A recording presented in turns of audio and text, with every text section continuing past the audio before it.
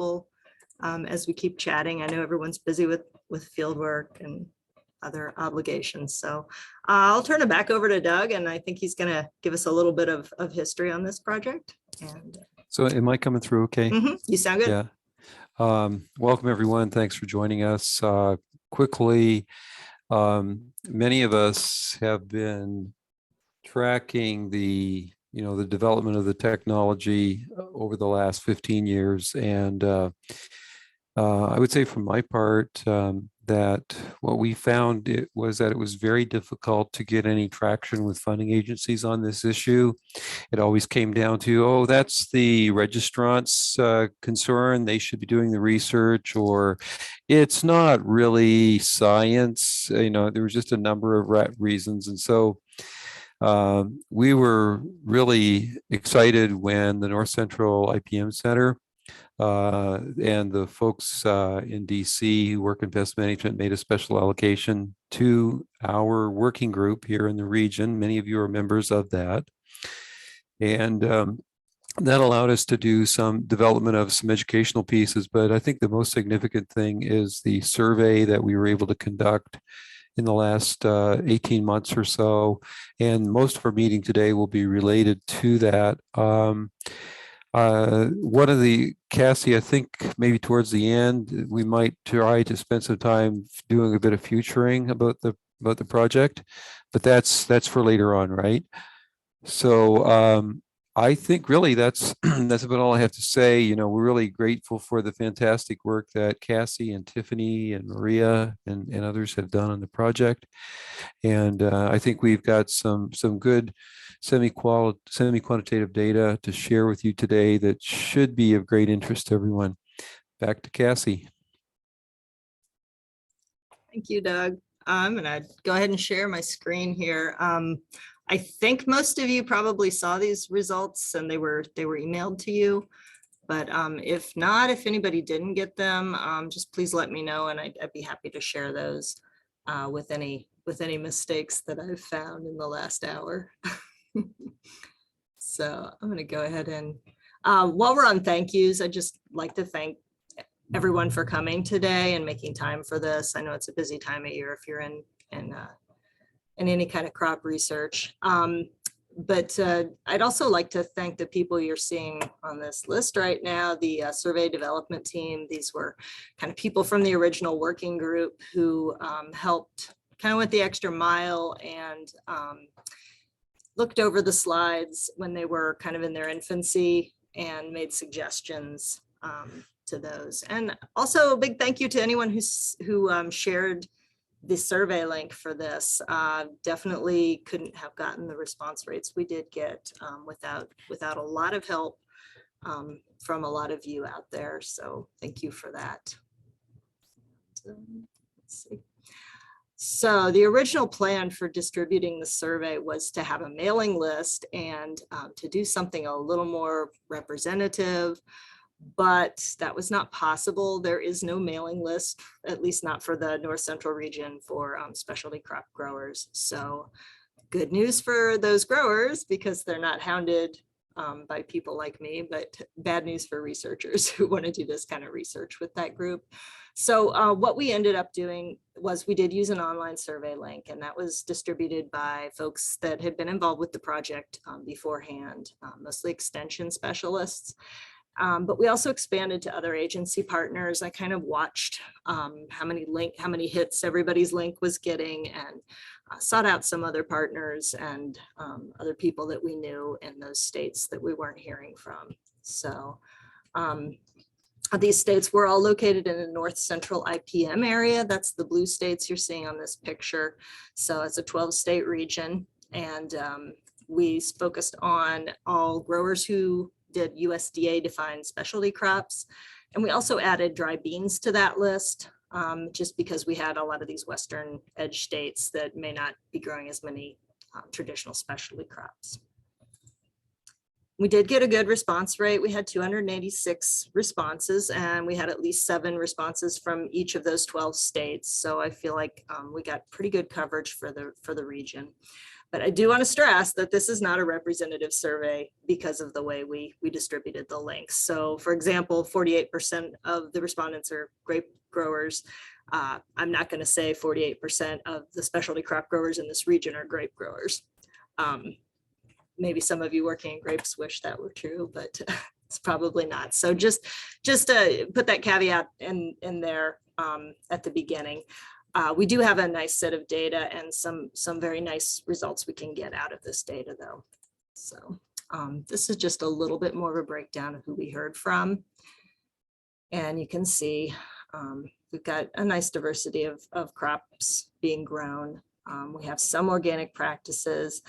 That's a little higher, I think, than the percentage I would expect to see for this area, but you know, like the grapes, like the grape growers, this is definitely an issue that affects those growers in particular. And you also see, I want to point out that most of these farms, you know, more than half of them are under 5 acres. So if you're working in soybean country where there's huge sweeping tracts of land, you know, these are smaller farms that may be a little less visible. So let's jump into the results. The first thing we asked about was just, you know, how concerned you are about herbicide drift. And you can see that this is not a problem that growers perceive as something that's been solved, that's going away. Sorry. And in fact, concern has increased over the last 5 years. So this is still a big deal for this group of growers. It's not something that's been solved. Growers are concerned, but they're also taking steps to manage their risk. So they're not just sitting around worrying, not doing anything about it. We did show 65% of the respondents were signed up for Field Watch or a similar sensitive crop registry. I think there's some room to grow in that area for whoever was here from Field Watch. So there's some potential to get more people on that list. But I know in Ohio, there's some groups that's hard to reach with. For instance, we have a lot of Amish specialty crop growers. A lot of people are approaching their neighbors preemptively with concerns. That means they haven't had drift yet, but they know it's an issue. It's something they're worried about.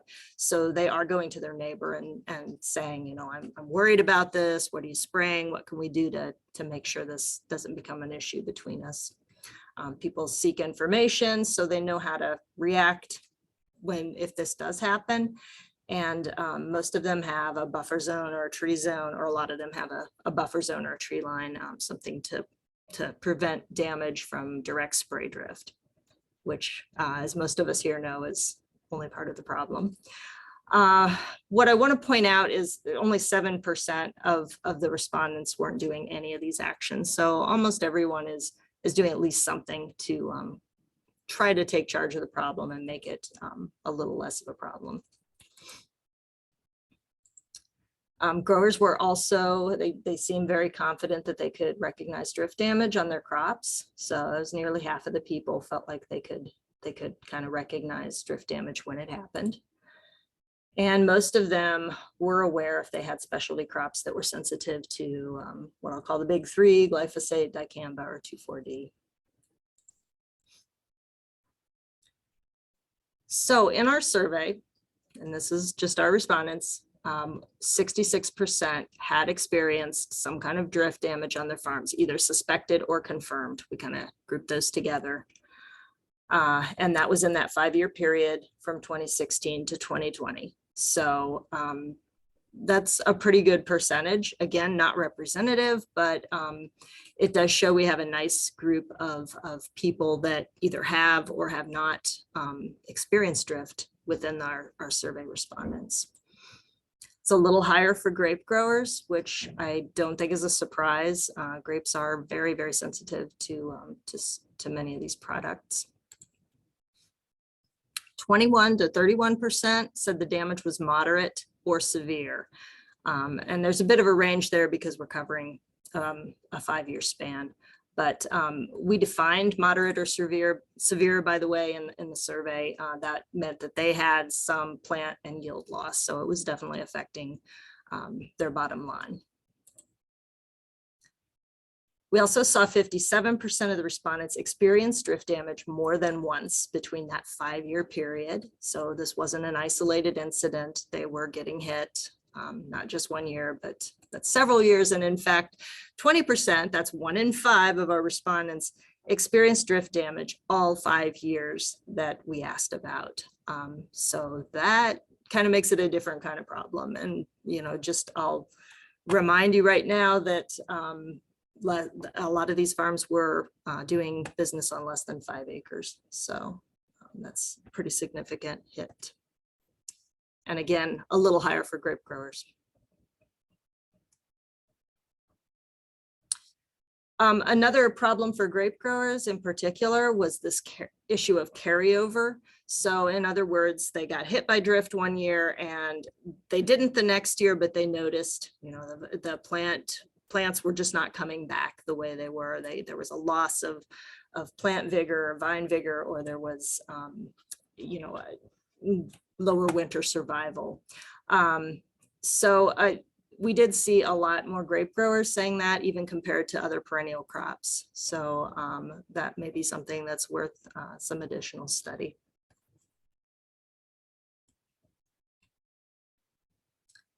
All right, on to severity. And we found that around 30%. Again, there's a range of numbers here because we're looking at 2 years. We asked a lot more questions to people who had drift damage in 2019 or 2020, which would have been the last 2 years when we did the survey. So this is kind of some of that deeper dive information. And we found about a third of people had experienced more than 10% crop loss from drift. So definitely affecting your bottom line. Around 10% had lost more than half of their crop, which is a big hit. As in terms of economic loss, about 40% had more than $1,000 in economic loss due to drift per year. Again, that may not seem like a lot, but when you're farming on 5 acres or less and it's happening year after year after year, that does kind of compound a little bit. For about 15%, those losses were higher at more like $10,000 or more per year, and a small percentage had economic losses of more than $50,000 a year. So we also looked at grower responses to drift injury, and these are actions taken after the drift damage has occurred. And this again covers that 2019-2020 period. So you can see a lot of people took photographs to document the damage or approached their neighbor about it. Some of them contacted an herbicide or crop specialist for advice. Some of them signed up for field watch if they hadn't before. We had a few that changed the crop type or the field location, but obviously that's a little harder for a perennial grower, someone that's running an orchard or a vineyard. Check out the numbers on the drift complaints. 13% filed a drift complaint and 28% in 2019. And that's a little, I don't know if I was surprised by that, but I just wanted to point out that that's fairly low. It's kind of far down on the list. And we see very few people contacting a lawyer and looking for some legal help. So why are they not filing a state complaint? We did ask about this, and pretty interesting results, I think. Overwhelmingly, the most popular choice was they were concerned with creating angst with their neighbors. A lot of them just didn't see a benefit in filing or felt that the consequences just weren't meaningful enough for them to bother. Also, sometimes the damage was too minor for them to bother with it. Sometimes they were unable to identify the source of drift. That is a requirement for filing a complaint in most states in this region. And just to point out this last one, only 9% of these respondents filed a complaint anytime they had a damage. So what that tells us is there's a lot of drift damage that is not being reported. We also looked at, the difference between people who were hit 1 year, either in 2019 or 2020, and people who were hit with drift both of those years, so 2019 and 2020. And we did see a difference in some of the reasons they didn't file a state complaint. And I think this kind of speaks to this growing sense of aggravation around this issue. You can see a huge difference in people who were hit multiple times. They're more concerned with creating those bad relationships with their neighbors. They're less likely to see a benefit in filing a complaint, perhaps because they've done it before and it didn't really lead to any kind of help for them and nothing changed. They were less likely to classify the damage as minor. And you can see here they were just overall less likely to file a complaint if they'd been hit for multiple years. So just to wrap up, I feel a lot of confidence in saying that this study kind of shows us that the state pesticide complaint reporting is really not capturing or addressing this problem very well. I think we do have to do more than just look at the state complaint reportings to say, is this a problem or is this not a problem? Just looking at those state pesticide complaints is not going to give us the full picture. So I think that's a significant finding from this survey. Also, I think you do see in this that there's a financial impact going on, that it is causing a lot of stress, a lot of frustration, a lot of concern, and some crop loss across the Midwest. And this becomes more significant if we place it in time. This is a time we're talking about economic resilience. We've seen problems with supply chain in the last 2 years. We know what that looks like now. We should be diversifying in the Midwest, and I feel like this is an issue that is blocking that kind of crop diversification and growth in specialty crop markets. And that includes some pretty high value crops that we really want to have in the Midwest, things that bring in agrotourism, that are a little easier for younger, newer farmers to get started in, things that bring in increased processing facilities and jobs for more people across the state. And as I previously said, these are also some industries we'd like to court for some economic and climate resilience. So that's, I think, it. I'm just going to throw this on here. This is a couple of the open-ended comments. And again, I think you've all been emailed this, but yeah, you definitely could see reading the comments. There are some people that are just really feeling kind of at wit's end about this, and feeling helpless and feeling like they've done everything they can to prevent this. And there's just not much else for them to do. So I'm going to open it up to questions, comments, and I see there's a few in the chat.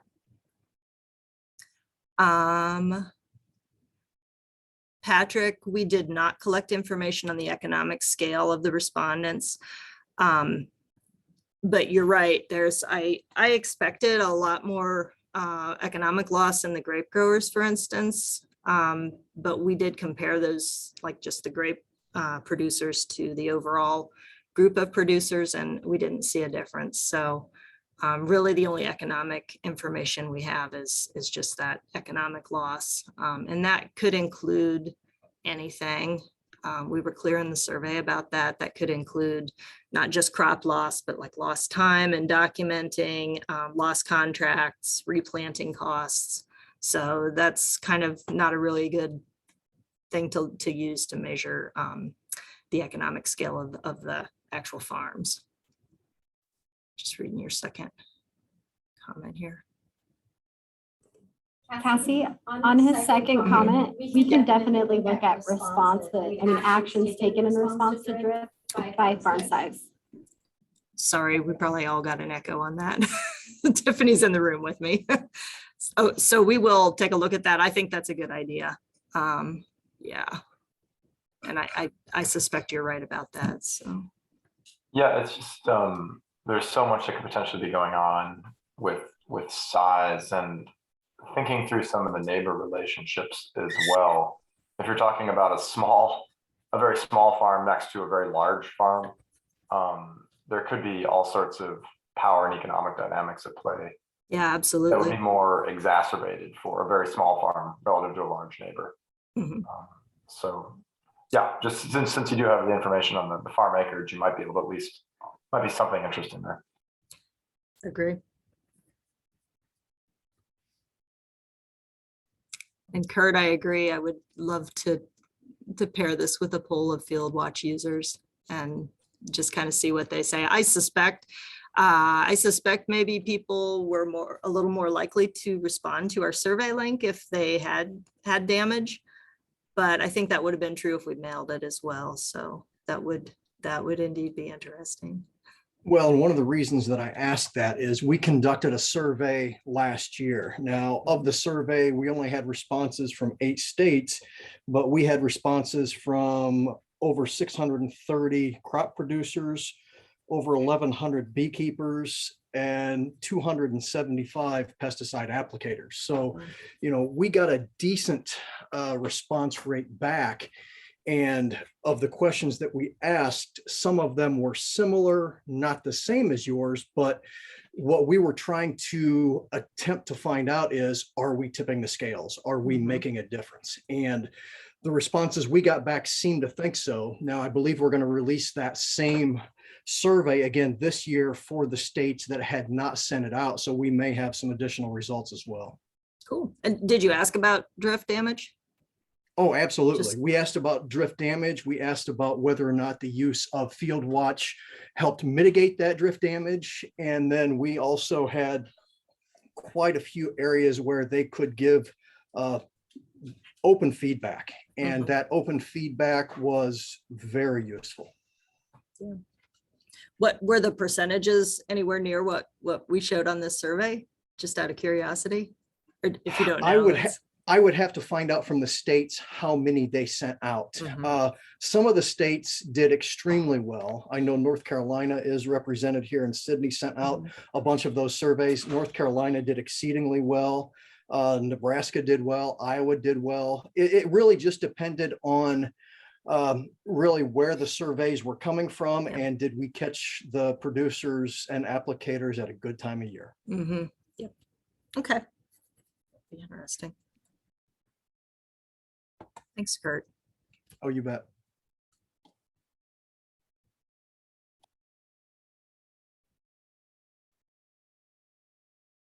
Lindsay, in response to your question, is it the case and understood by the survey respondents and all that everywhere that drift is mentioned, it also incorporates volatility? And any thoughts on how much of this damage is drift versus volatility? Yes and no. We did ask specific questions about like spray drift versus drift that came from your own farm.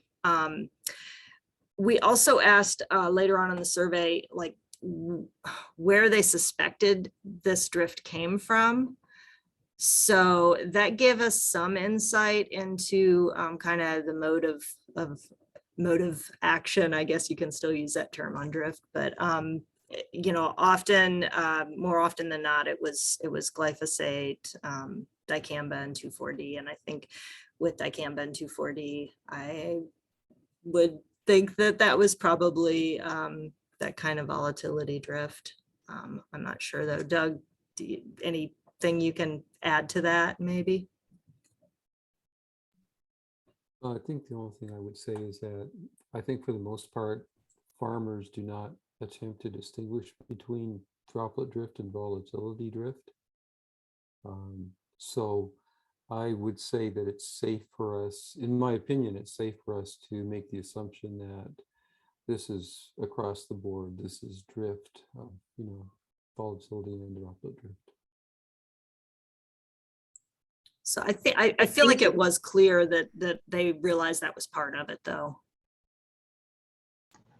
Excellent, thanks. Good question. As far as publication, we're working on it. I've unfortunately had to move on to other projects, but I am committed to kind of getting these results out there. So hopefully in the next month, I'm gonna do a rough draft, and I'm interested in any feedback or, some additional things that you would like to see analyzed before we go to press with that. So this meeting's kind of an important step towards that, but yeah, hoping to get something out, at least drafted in the next month. I keep saying that. Insurance. No, we did not talk about insurance. I've talked to a few farmers about this, but it's kind of like a game of pass the buck. It seems like I think there's some insurance writers, and if anyone's more knowledgeable on this than me, please feel free to jump on. But I think there are some insurance writers that row crop growers can have to cover these kinds of damages from their neighbors. But, as far as getting coverage for drift, if you're a specialty crop grower, I don't think there's many options for you. Cassie, I agree with you. It's a good question, and it's something that I think is worthy of a lot more discussion, because, as I said, you can kind of sense the frustration from these growers. There's just not many options for them to do anything about this, either before or after. Yes, this is Peggy, and I agree. I think there are some sectors, though, that can get some insurance, and I just wondered if any of them mentioned that. It seems that the highest availability would be in our vineyards, but just curious to see whether anyone's purchasing those policies, whether they're just cost prohibitive or very useful at all. And then we have case law. Oh, I'm sorry. Oh, no, go ahead, please. Well, we have case law developing that is defining drift as pollution. And so that definitely causes some, I think that adds to the contention of the issue. And if it's pollution, it's typically excluded from general insurance policies. So it's just a bit of a mess in the insurance world right now. Yeah, that strikes me as very similar, because you like drift, pollution is very hard to trace to, one source usually. So that's, I know we've got some grape specialists and even some grape growers on the line. Any comments on the availability of insurance in your industry? Yeah, this is Judy Levin with Iowa Wine Growers, and I have a vineyard myself, and we've been hit several times. There is a little bit of insurance, but it really doesn't get you much at all. It's through the federal government. I believe it's called NAB, one of those. We've got it, but it really is very, very little, because they don't want to insure, 5 acres at a time, 7 acres, whatever you've got. So it's expensive for them to insure on top of it. So it's not, and you get back to proving it all. So they've told me next time we have a drift, tell us immediately and we'll come out and take pictures and look. And locally you've got IDOL in Iowa anyway, and they've come out and done the same thing. And it's this endless battle of trying to get who did it, where'd it come from, and all of that. So no, there's just not a great option for wine growers. And you're correct. You see the residual effect years to come. So unfortunately, yes, it's a huge issue.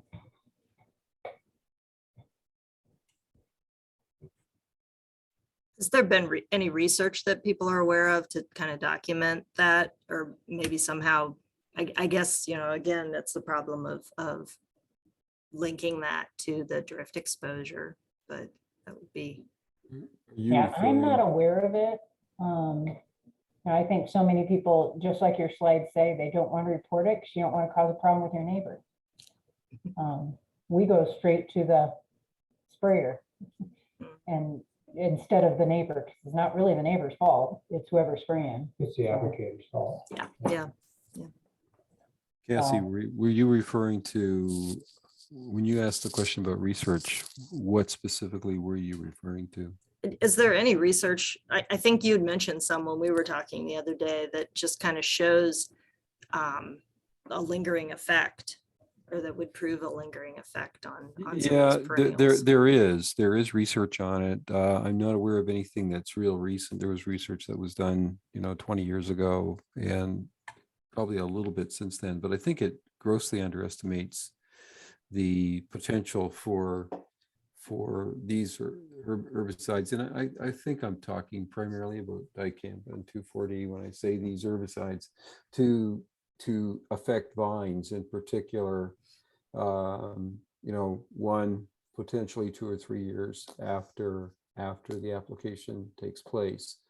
But in terms of peer-reviewed research on it, outside of the small number of studies that were done a number of years ago, I think they specifically underestimate the potential for that. That's just based on my observations, though. Thanks, Doug. I would add, one comment is that, we've excellent presentation, Cassie. We're looking at this kind of academically and kind of stoically, but there's a very real sense in which the numbers that we've thrown up on the wall today can never reflect the angst and the disruption of people's lives and plans that herbicide drift and the increase in herbicide drift in these last several years has brought about. And there's no way that we can probably really capture that in, statistically speaking, but it does, I think what the data does, and there may be other data sets like this out there that I'm not aware of, but I think what we've been able to show is that this is not a trivial issue. And the spraying of dicamba in particular, and perhaps 2,4-D as well, is having a huge impact on specialty crops in the region. And, to the extent that people are, some people, we didn't capture this in the survey, but, we know anecdotally from talking to farmers that some people are saying, I'm not going to do this anymore because I can't grow these crops successfully.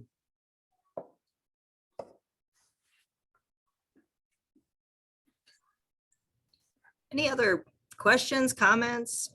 Is anyone surprised by anything on here? I have a couple of questions and comments. One, I do a lot of work from a human health perspective, and also spent the last 5 years on the National Organic Standards Board with USDA. So I've kind of a couple different perspectives on this. And one that several of us on the call are particularly interested in is, contamination, inadvertent contamination, leaving residues, not just frank damage and stuff like that, but is there potential for materials, contaminating adjacent crops and then affecting their certification and or saleability of organic products? And, we're thinking of ways to try to collect more information on that. The other piece is just kind of the human health piece. And, when we look at drift, we kind of have a set of weather conditions and application methods, and then the physical and chemical characteristics of the material. And I remember before dicamba was approved, people were raising concerns about it because of its volatility and ability to move.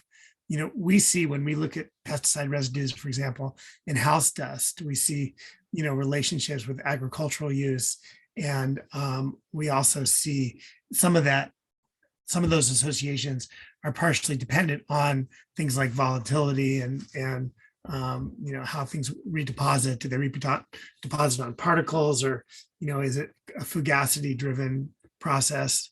Often actually fugacity is almost the best way to model these kinds of transport. But I guess I think there's some larger issues here than just crop damage. Again, the issue of contamination of products that doesn't, it may not even violate EPA food tolerance, but it may violate an organic standard.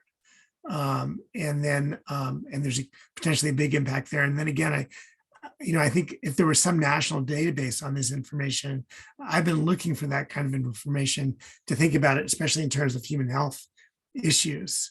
because that could improve modeling or exposure estimates for registration materials and evaluating events or just everyday contamination. If you live in an agricultural community, chances are you have some low-level contamination in your homes, whether or not you ever use any regulated materials.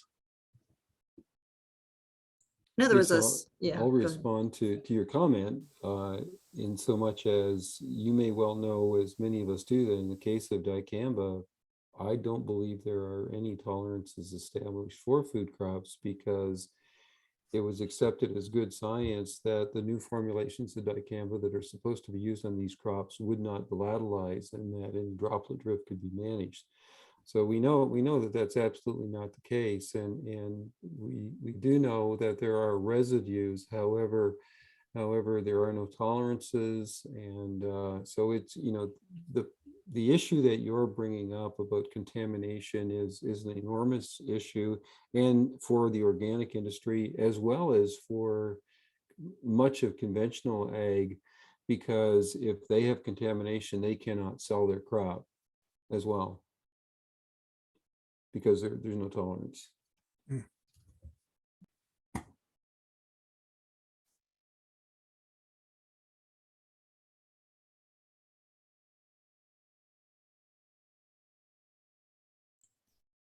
Other comments, questions?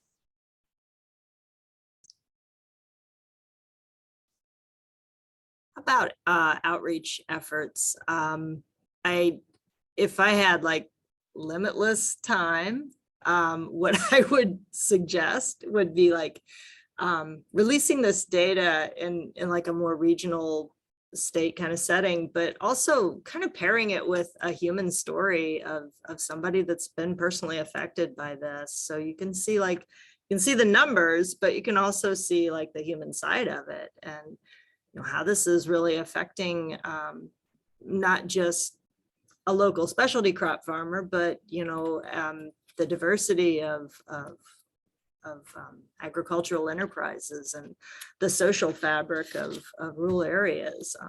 There's a lot of broader implications of this this issue that is kind of why I was drawn to it. But I don't know if anyone on this call has capacity to do that kind of work. But I do plan to kind of do a quick write-up about the statistics and have something available online for anyone to use locally. But I mean, I think, and it, like I said, ideally, I think it would be great to just pair this with some buddies, a company, a farm, somebody that actually had this issue and how it affected them. So Cassie, it would be fair to say that once we get this published, that we would, in essence, you know, this data becomes available for everyone to use, right? And to tailor it to your own best purposes. I was hoping we'd have enough state results to kind of give you state specific breakdowns of this data, but for most of the states, we just didn't have the numbers we would need to do that. So Cassie, I'm wondering if maybe we're reaching that point where we need to transition to a few of the, you know, additional issues that we wanted to talk about today. Certainly, I think all of us can imagine the implications of this data. It just, I think for just about everyone in this room today, it probably confirms what we all suspected to be the case. And yet, you know, it seems that in the short term, at least in terms of 2022, dicamba and 2,4-D in particular are just getting into the spray season with those herbicides now. And there's no reason to expect that the problems that we've had in previous years, we're not going to see more of them. And we really don't know what the future holds other than that, as long as, I mean, I'm showing my cards clearly here in terms of what the future holds. Specialty crop growers are going to be dealing with this for the foreseeable future, which is a very unfortunate situation. when it comes to the other things that we wanted to talk with the group about, we've pretty much fulfilled all the work that we proposed doing to the center. And we have a series of fact sheets that are available to all to make use of, and I'm certain that they can be improved upon and added to. The survey phase is drawing to a close. The pieces that team members would need to do communication internally is available or about to be available to them. So one question is, is there a need for this team to continue on into the future? And what would be the things, what would be the projects that we would attempt to undertake? What can we identify work where we believe realistically that we can move forward on and advance the mission, so to speak. So I think, and then there is the issue of leadership for the group too, because I'm planning to retire fairly soon. So I don't think I will be the leader of the next round of this, were it to go forward. So another topic for discussion, if we do conclude that this North Central working group has a future. So I think those would be the outstanding questions. Cassie, I'll turn it back over to you. I will comment that we do have another year of funding possibly through North Central IPM. But that's not our only option. We can kind of branch out and do a different kind of group, or I don't know. I think the money is supposed to stay at Ohio State for logistical reasons. But if people have some ideas, I mean, technically this is a sub-award we get from the NCIPM, which comes out of Michigan State. So I don't know if we can do a sub-award on a sub-award, but. So Cassie, that's another year of funding without a need to submit another proposal, right? Correct. We would just Yeah. have to So we have submit a work, basically work a plan. work Yeah. plan. Yeah. So really there's two things. I mean, I think the immediate question is, what would we use this allocation of funding for in the upcoming year? The year starts, September 1? Yeah. Yeah, so September 1. And then is there a life beyond August 31st, 2023? And we would have to reapply for that. Yeah. And I'll also say right now, this group is not technically a working group. There's a lot of working groups within the North Central IPM Center, and this is more a special issues kind of working group. So we're kind of in a different class and a different calendar. But I know there's a lot of people on this call from outside of the North Central IPM region too. So, I'm just going to put this out here. I did it before when we were in the early stages of this study. I think everyone has a copy of the survey. If anybody wants to take the survey and do it in another region, or even modify it in some ways, I am happy to share any materials that would help you do that. So I'll just put that out there. Maybe you have a mailing list where you're at. I know that survey was picked up by Penn State and is being used for the grape industry there. So with some modifications.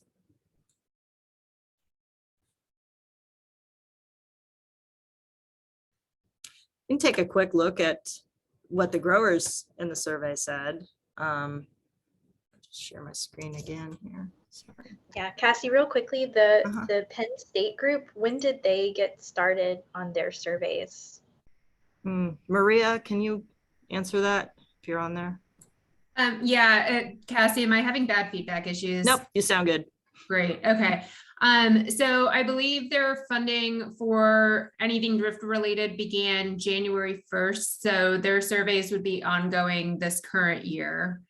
Whether or not they've actually distributed it yet, I'm not entirely certain. I would have to check with them on that.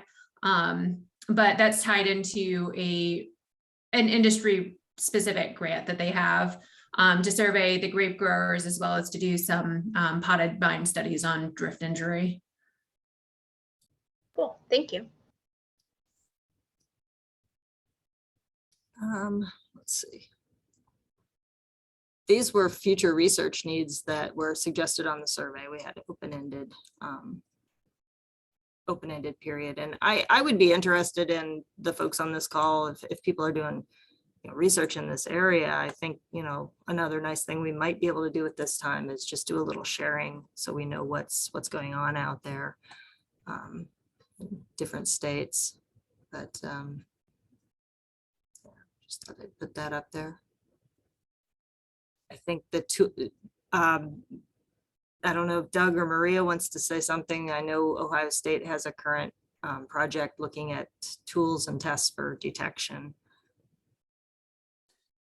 Yeah, we can talk about it, but let's give other folks, like I know that Mark, are you still in the call? Mark and Gessel?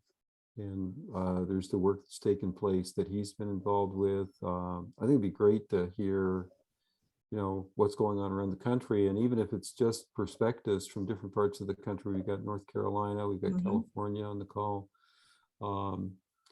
Let's hear from folks. Okay.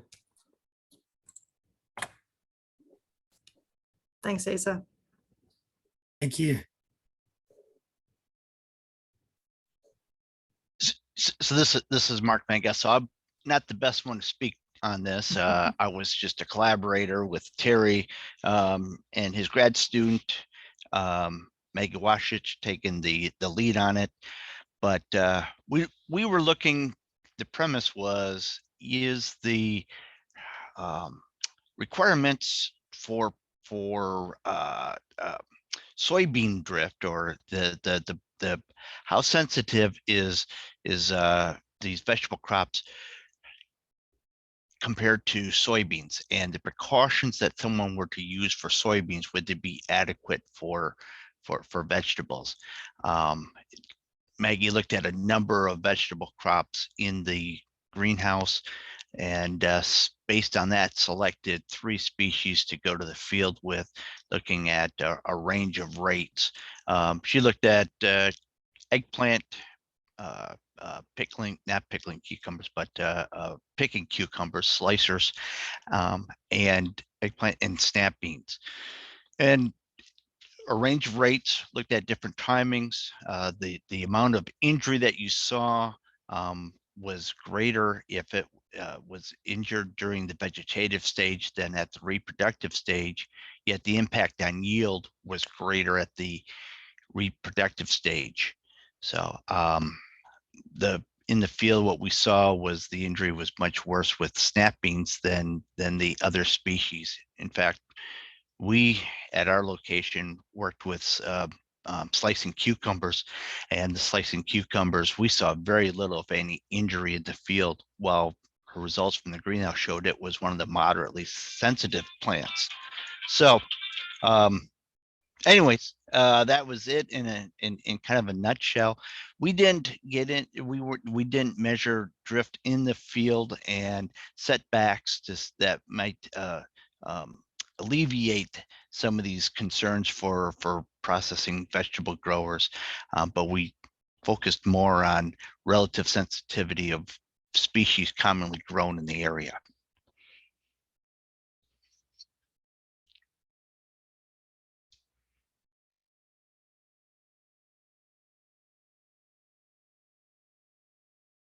Thanks, Mark.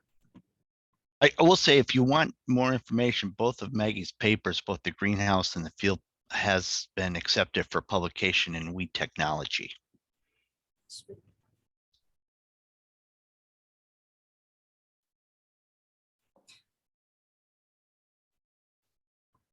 Amber go ahead. I see someone unmuting. I'll just make a quick comment, Cassie. This is Brad Hansen from UC Davis. I put a couple of links in the chat. We did a small project a few years ago on phenoxy herbicide drift on grape.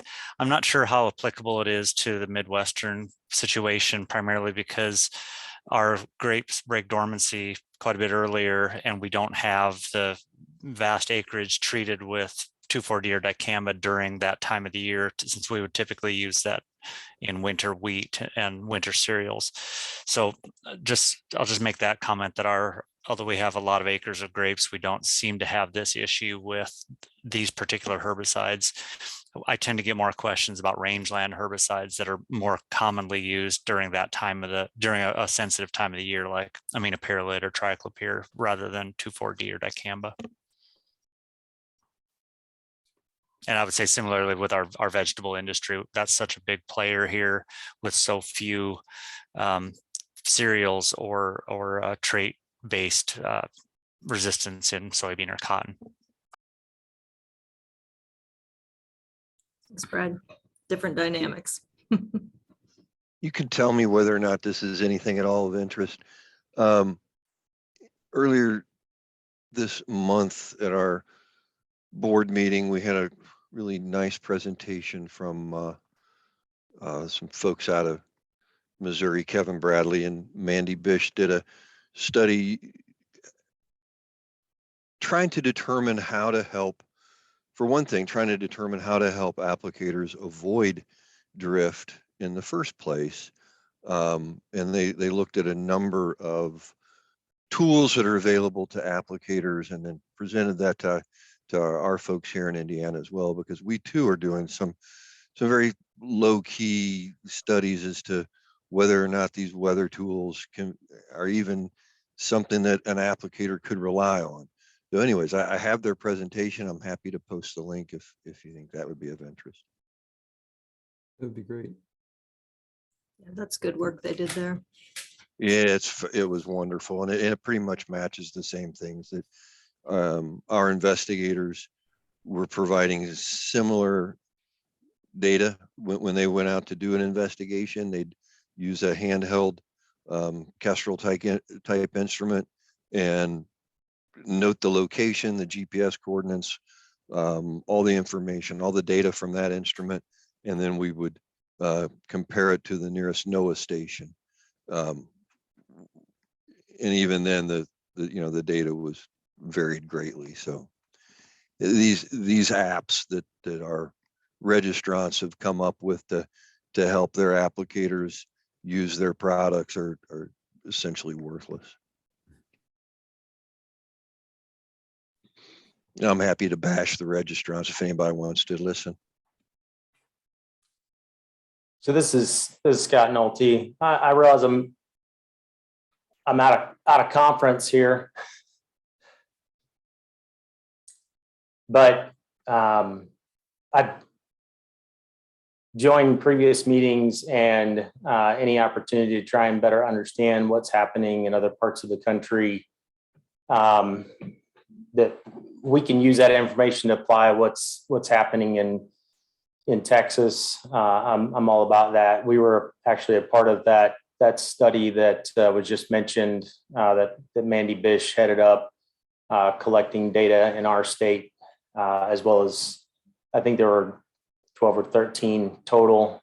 Our Department of Ag here actually provided me with a grant this year to do a number of other studies, including that same thing, but actually expanding that and looking at how weather tools compare when you're 1, 5, 10, 15 miles away from a known mesonet station.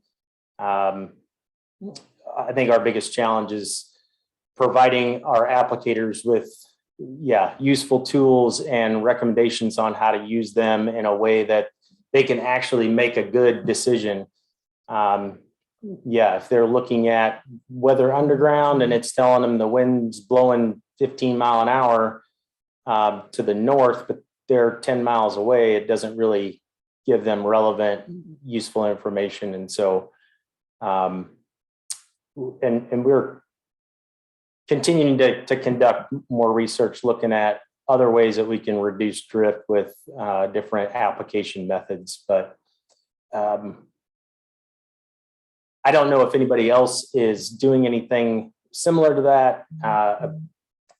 Again, we're going to be analyzing the weather patterns from our state and trying to, again, just get more information about, are there better tools that we can provide applicators? I know I'm coming at it from a different angle, but these are the folks that I'm working with. I am trying to work more closely with our viticulturists here in Texas and understand, the situations that they're in, and how can I work with my producers so that they're having less impact.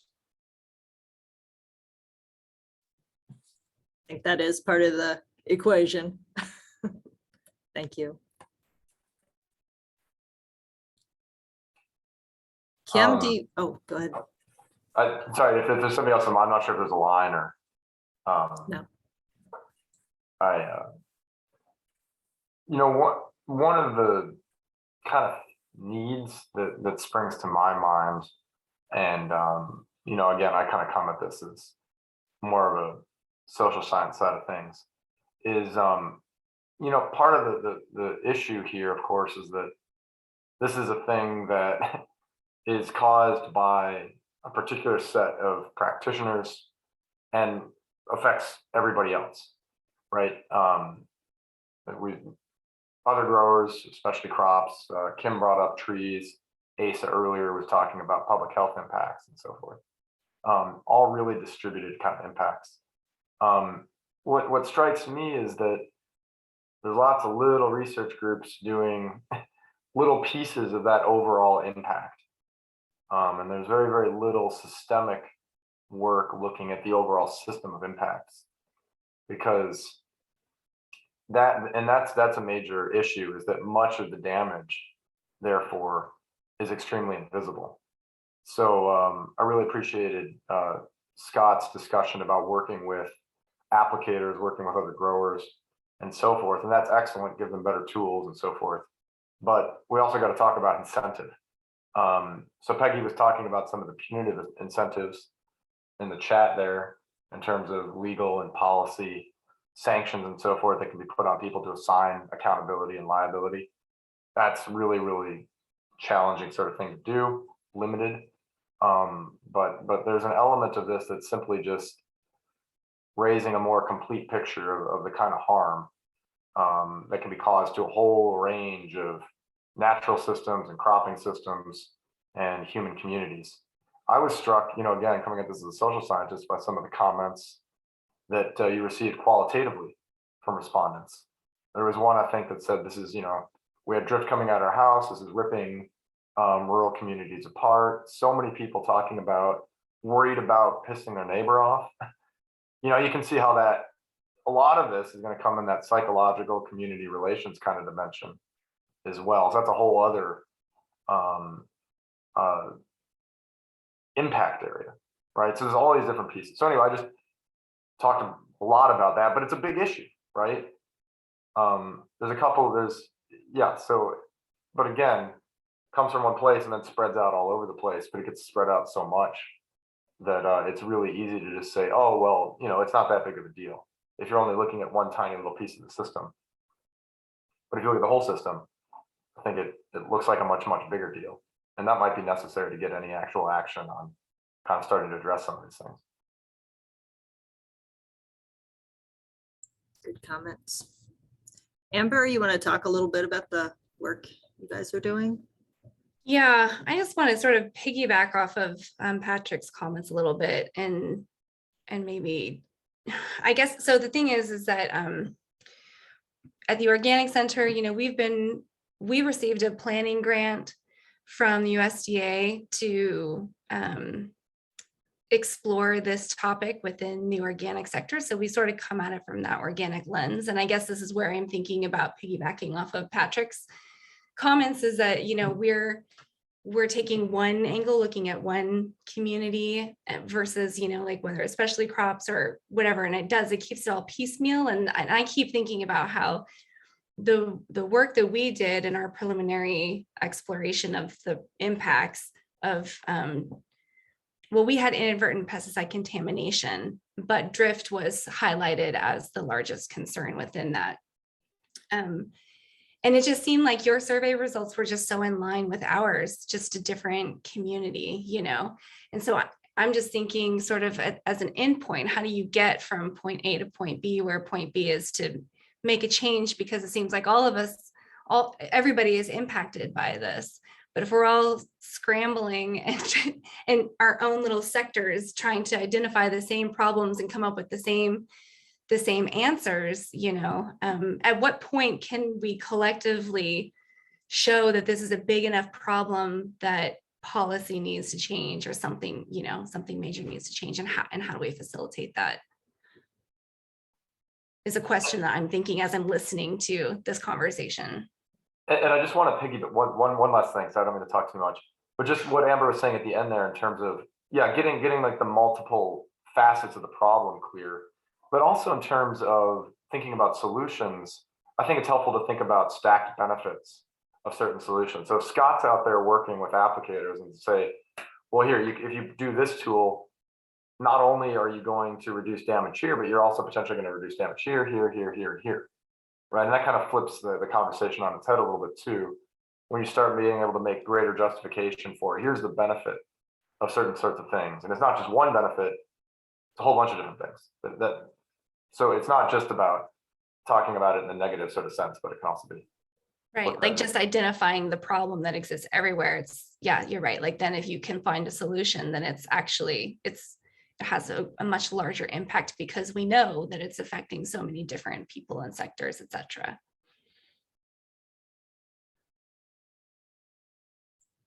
Thanks. Kim, do you want to talk about the work you're doing a little bit? It's kind of a different take on this. Sure. So we, gosh, I'll start by just giving a short background on it.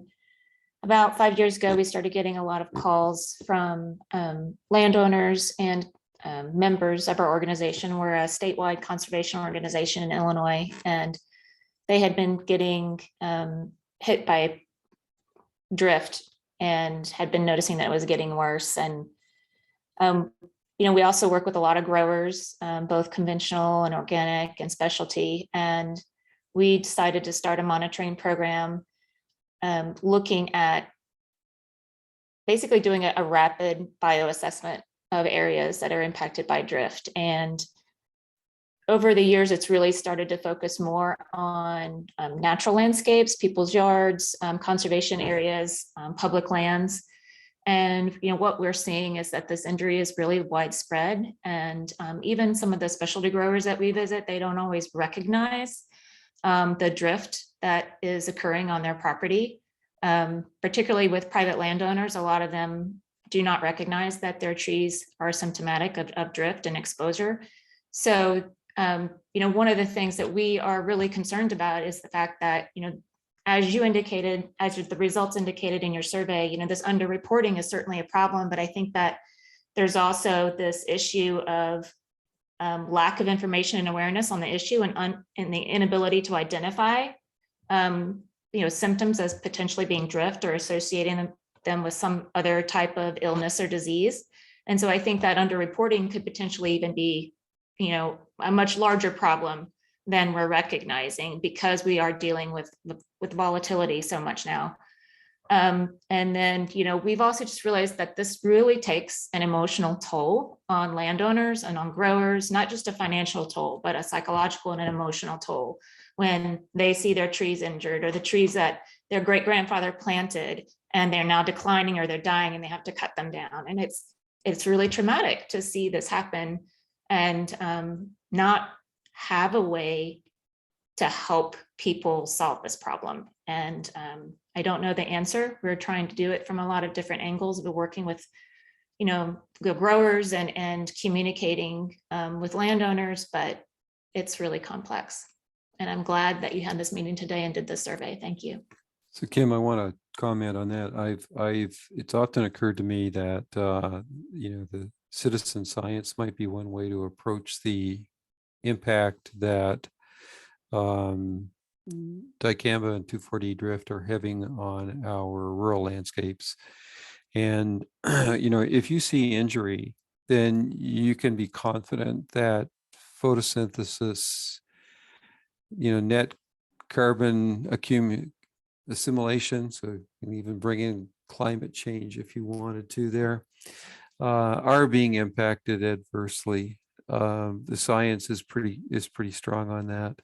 And in the areas where we have the most problems with vineyards being impacted, tomato fields being impacted, I would say that it's really easy to pick out injury symptoms on many of the tree and forbs and shrubs.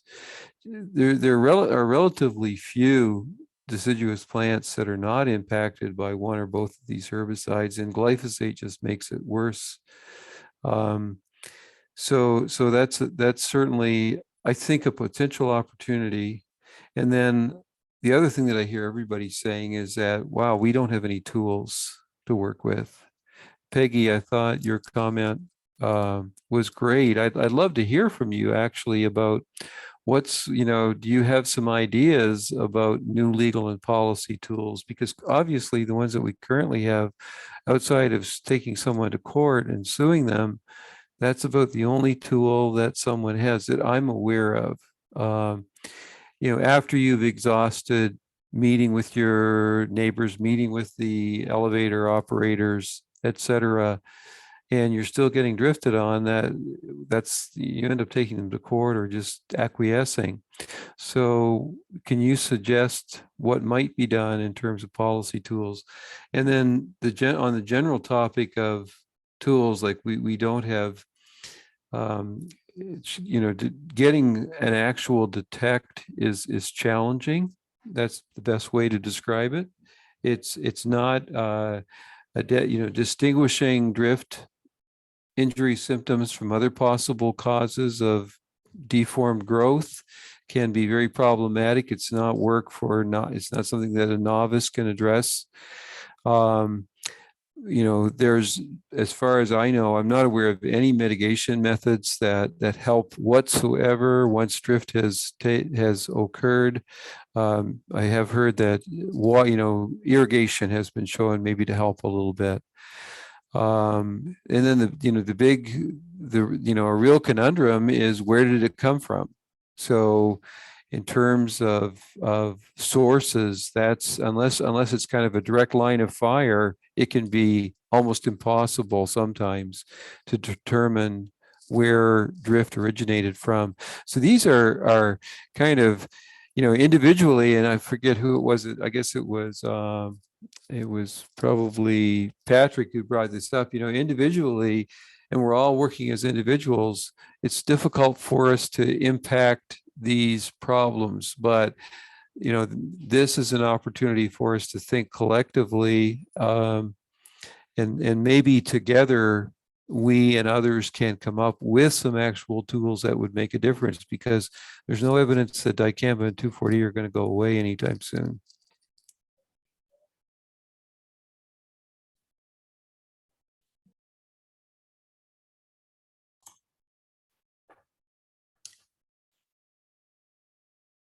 Yeah, and this is Kim again. I just wanted to add that, I think one of the challenges that we experience, and I should say that we also work with several other states. We've kind of made our little own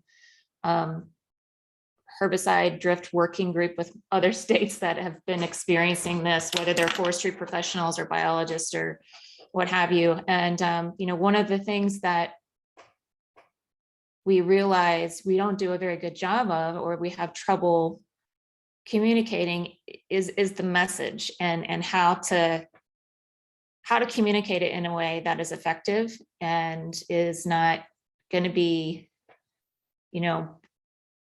blaming and shaming, because we all know that that's not productive. So I would also welcome any insight on that from the group, or any resources that you might have as well, because we're always trying to improve the way that we communicate about this issue.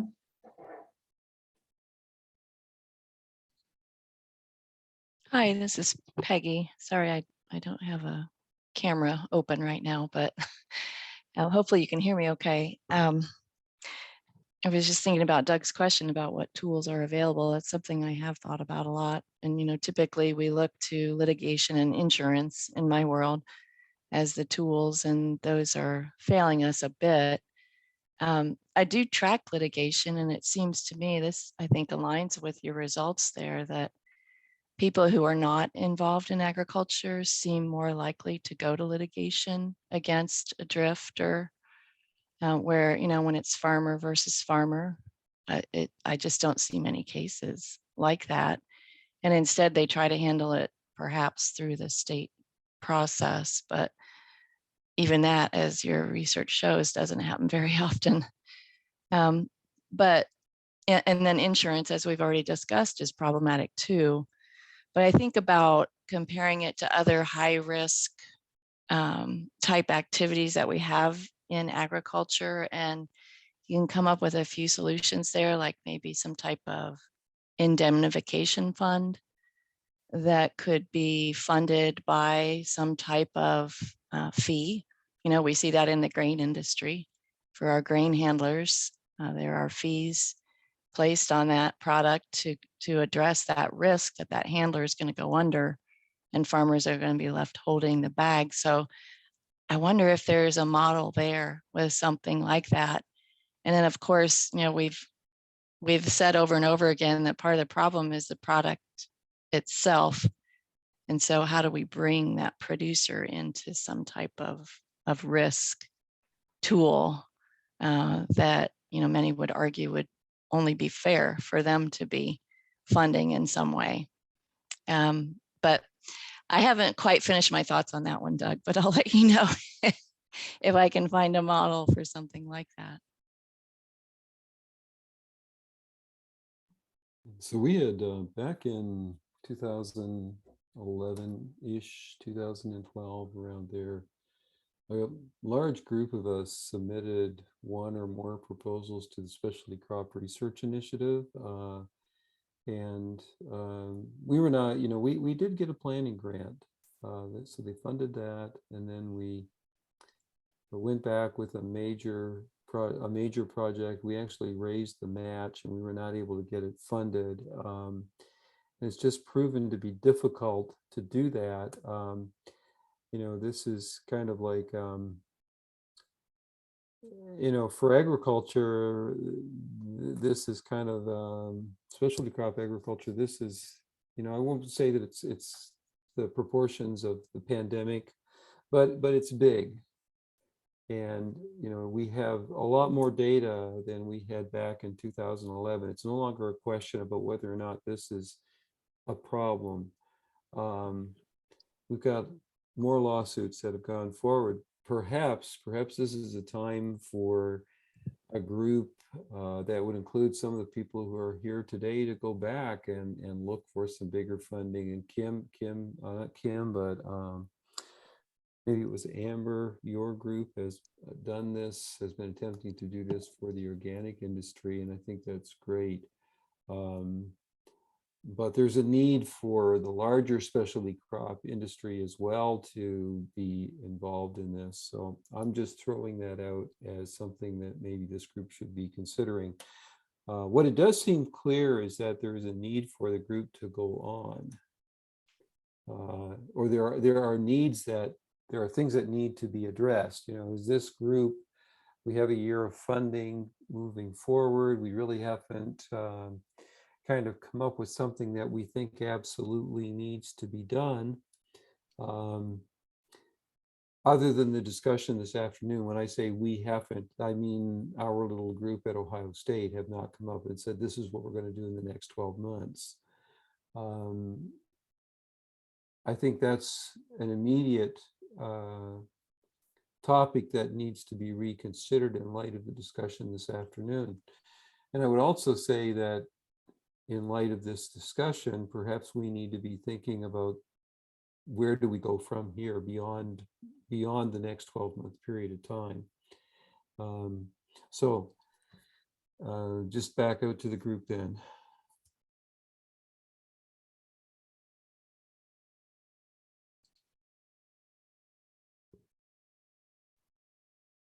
Cassie, can I add just a thought there?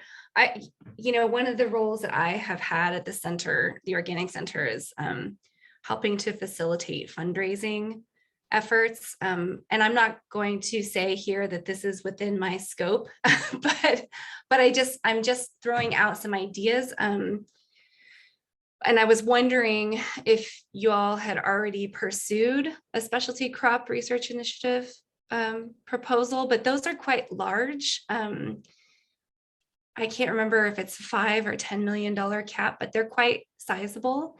And interestingly enough, Jessica Shade, who was my predecessor, she just moved to USDA as a national program leader, and that is her new program area that she is managing. I'm saying all of this without knowing what what their RFA calls for anything. But I will say I recently had a conversation with her, and she said that planning grants are available.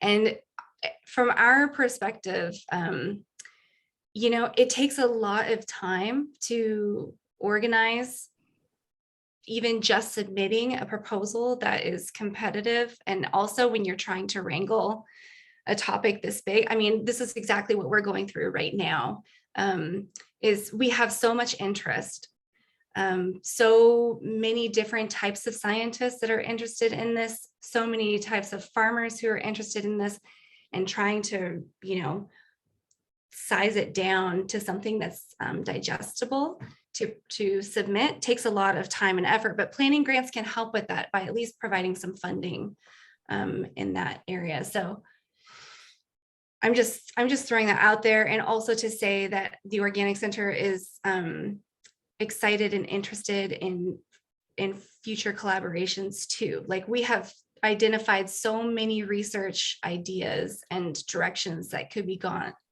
taken, that it's beyond just applying for one proposal. So it's a whole research program that could continue for years. But we do need some leaders who have the time and capacity to take on that charge. So.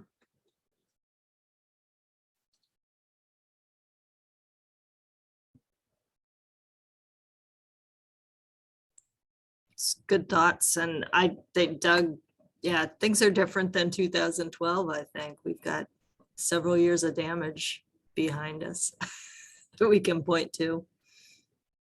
So it might be worth trying again. Well, I'm wondering if, we probably need to wrap up relatively soon here. I'm wondering if a way forward would be to identify a subset of the people who are here today who would like to provide some group leadership, some leadership within a group context, within a team, to take the really good feedback that we received today and kind of move it forward. And the people I've heard from, that we're hearing from, and not to be critical of all of those who did not speak up, but Peggy and Amber and Patrick in particular, you guys have had some very good comments, and I think there's others out there who maybe have been more quiet but also are very interested in this. So I let's just self-identify at this point, and then I think we could try to wrangle a group together again in the, after we get past the crazy period of May, June, and July, to see where things go. Unless SCRI has changed a lot, I think this would still fall within the mandate of what SCRI would look at normally. So certainly that might be one opportunity that we would have. And, it's fair to say that the team within USDA that looks at pest management in general and funds the centers, made a special allocation to this team. So there's interest within that group as well. They probably don't have the kind of money that's available in this CRI. Yeah, so I'm going to propose that we do that, send Cassie a note or me, both of us a note, whatever, that you feel like you've got the bandwidth to maybe get engaged a little bit more deeply over the next few months, and let's see where this will take us. Cassie, the one group, I think we have a few people from EPA on the call, or at least we did. Am I right about that? I'm still here. And I'm sorry, who is that? It's Lindsay Rowe. Yeah, Lindsay, yeah. I mean, it would be great to hear from you, even if all you have to say is that thanks for being here. But any comments, any insight, wisdom that you can give us I'm sure is going to be helpful. Yeah, I mean, this has been a really interesting meeting. I'm really glad I got to come. I was going to send you a thank you note afterwards, Cassie, but thanks for inviting us. I'm really excited to be here. I've taken a ton of notes that I'm definitely going to share. I mean, I think that we were really excited to see the preliminary results that we got last year, and it definitely featured in our conversations about, dicamba and in the last year. And, having some more solid results this year are a great thing. We really look forward to a published document in the future, no pressure. But yeah, I don't think that I'm in a position to really be very involved in the group, but I would love to continue to know what goes on and hear about what you all are doing. I know that EPA is interested. Thanks, Lindsay. Thank you.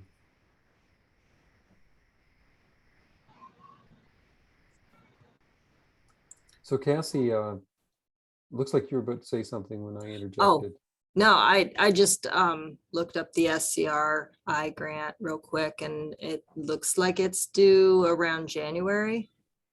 So just to give you a time frame.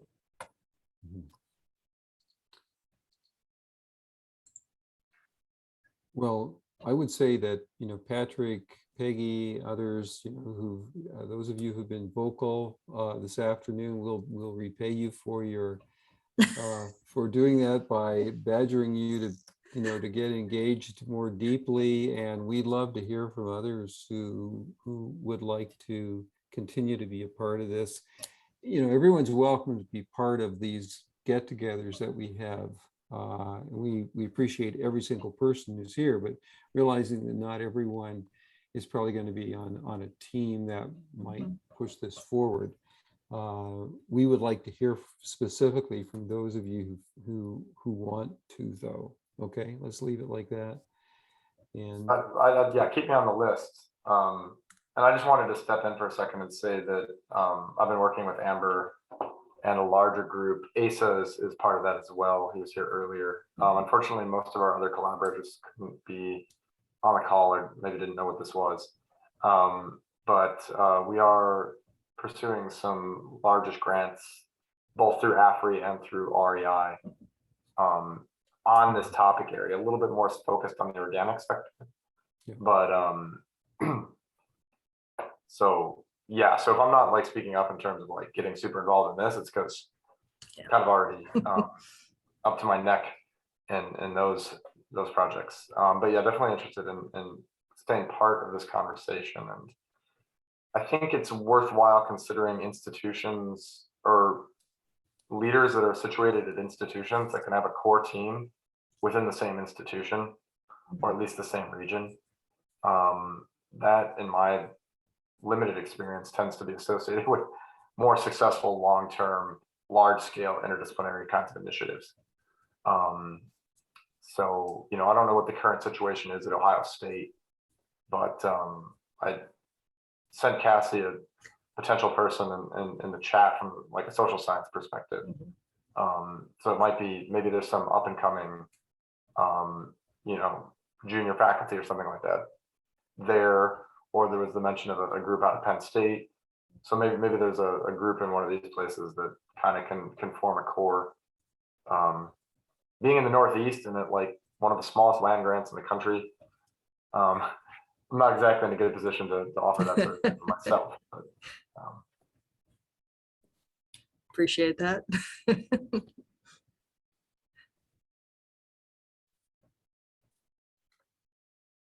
That's about all I have, Cassie.